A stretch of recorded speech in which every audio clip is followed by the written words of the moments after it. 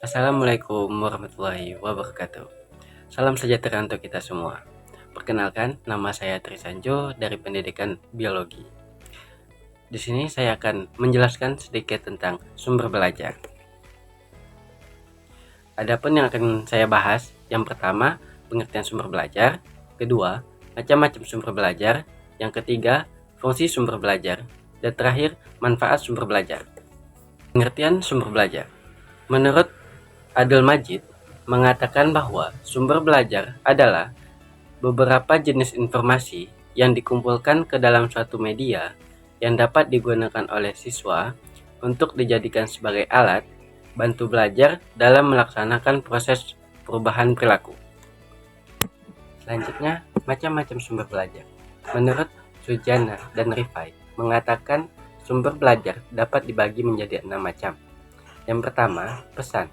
Pesan adalah informasi yang diterima dari berbagai sumber yang diperoleh berupa gagasan, informasi, dan fakta seperti buku atau informasi di media elektronik.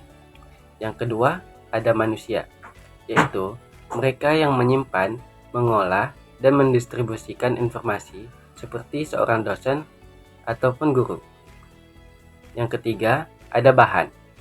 Secara umum, mengacu pada berbagai hal yang menyimpan pesan yang disajikan dengan alat-alat seperti buku, film, dan lain-lain. Yang keempat, peralatan. Apapun yang digunakan untuk mengirimkan pesan seperti proyektor dan komputer. Yang kelima, teknik, atau dikenal sebagai prosedur yang disusun dengan menggunakan alat dan bahan untuk menyampaikan suatu informasi. Contohnya, seperti ceramah dan lain-lain. Yang keenam, lingkungan, yaitu lingkungan tempat pesan disampaikan melalui fisik maupun non-fisik. Contohnya, perpustakaan, ruang kelas, dan lingkungan belajar. Berikutnya, fungsi sumber belajar. Memungkinkan terselenggaranya penyajian kegiatan pembelajaran yang cangkupannya lebih luas untuk menyajikan pengetahuan dan informasi yang dapat melewati batas geografis. Meningkatkan produktivitas belajar dengan cara sebagai berikut.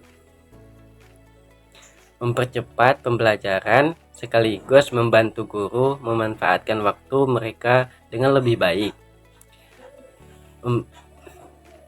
Meringankan beban guru untuk menyajikan informasi pengetahuan sehingga dapat memupuk dan mengembangkan kecintaan kepada siswa. Memberikan kesempatan untuk mempelajari yang lebih personal. Membongkar kontrol guru yang terkesan kaku dan masih tradisional. Memberikan kesempatan ke siswa untuk berkembang sesuai dengan tingkat kemampuan, memberikan dasar pembelajaran yang lebih ilmiah. Rencanakan program pembelajaran terancang lebih sistematis, pengembangan bahan ajar yang didesain berbasis penelitian. Tingkatkan pembelajaran dengan cara-cara berikut. Menumbuhkan tingkat kemampuan sumber belajar.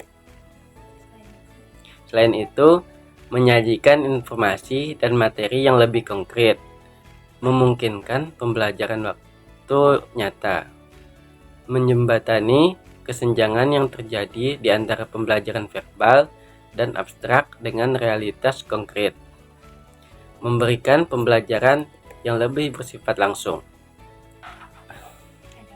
Adapun manfaat sumber belajar.